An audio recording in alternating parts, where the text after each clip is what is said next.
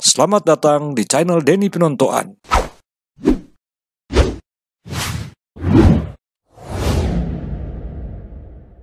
Selamat berjumpa lagi kita di channel Denny Pinontoan, channel tentang Minahasa dan hal-hal lain. Di kota Manado pernah terjadi suatu kerusuhan bernuansa rasialis.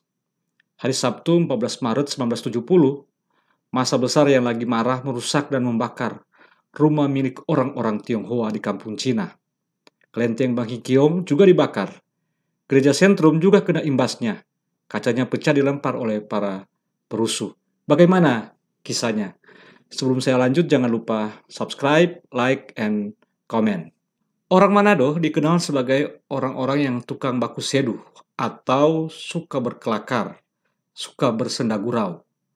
Tapi ternyata dalam sejarahnya sebuah kerusuhan bernuansa rasialis pernah terjadi di Manado gara-gara baku seduh atau berkelakar, bersenda gurau itu. Surat kabar Sinar Harapan edisi 19 Maret 1970 melaporkan peristiwa kelabu itu bermula pada tanggal 13 Maret sebelumnya, yaitu ketika terjadi cekcok antara pemilik toko penjahit Chun Bi dengan salah seorang tukang jahitnya pada tanggal 13 Maret, hari Jumat waktu itu, gara-gara senda gurau yang dianggap menghina agama tertentu. Seorang yang berinisial HW, pemilik toko di sebelah toko Chuan Bi, lalu membesar-besarkan hal tersebut dengan menyebut senda gurau itu sebagai penghinaan terhadap Islam. Nah, ini lalu memicu reaksi sekelompok orang yang menyebut diri mewakili umat Islam di Manado. Mereka kemudian melaporkan hal tersebut kepada Komando Resort 1901 Manado, meminta pelaku harus mempertanggungjawabkannya secara hukum. Selesai menghadap Komandan Resort, massa angsur-angsur bertambah besar menuju ke toko Chuan Bi.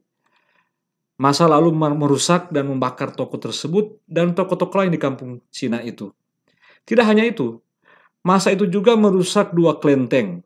Lalu rumah makan Samudra juga dirusak dan bahkan melempar kaca-kaca jendela gereja sentrum.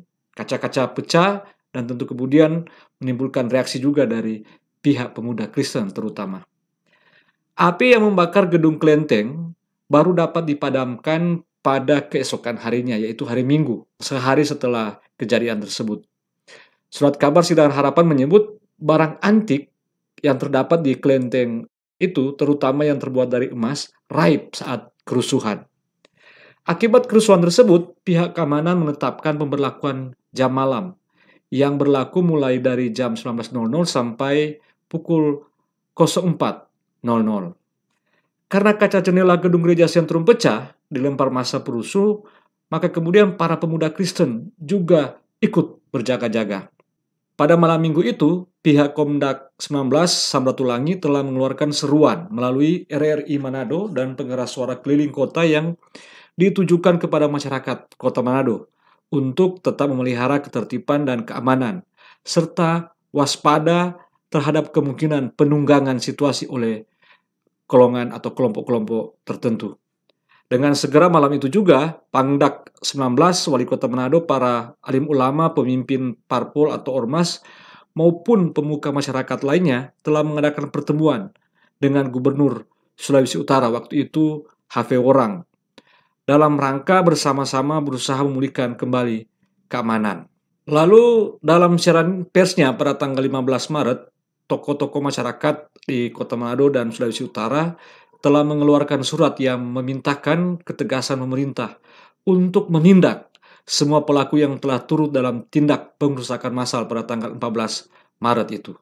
Diminta pula agar pemerintah menindak dengan tegas biang keladi yang telah mengorganisir peristiwa 14 Maret tersebut. Gubernur Sulawesi Utara H.V. Worang atas nama pemerintah kemudian menyatakan penyesalannya dengan terjadinya kerusuhan itu. Keamanan berangsur-angsur dapat dipulihkan kembali berkat adanya kerjasama antara penguasa setempat dengan para alim ulama Islam dan Kristen. Kelenteng Bang Hikiong yang rusak itu, menurut budayawan Tionghoa Sofian Yusadi dalam sebuah wawancara dengan media belum lama ini, mengatakan renovasi untuk kelenteng tersebut dilakukan mulai tahun itu juga sampai kemudian tahun 1972, sehingga itulah bentuknya yang dikenal oleh kebanyakan orang sekarang ini. Kerusuhan yang terjadi pada tanggal 14 Maret itu masih diingat oleh banyak orang di Manado dan bahkan Sulawesi Utara hingga hari ini, dan terutama dia menjadi pembelajaran bagaimana masyarakat yang ada di daerah ini yang sangat majemuk, sangat multikultural untuk saling menjaga keamanannya, untuk saling kemudian membangun toleransi, dialog, dan lain sebagainya. Dalam rangka untuk mengantisipasi, untuk mengatasi hal-hal yang terjadi seperti yang terjadi pada tanggal 14 Maret itu.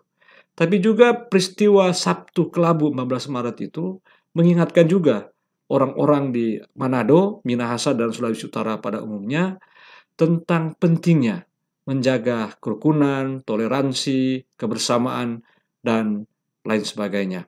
Dan itu dikenang atau diingat sebagai sebuah katakanlah peristiwa yang menyedihkan, memilukan, tidak diterima oleh banyak pihak, terakhir pada abad 20. Demikian saya Denny Pinontoan.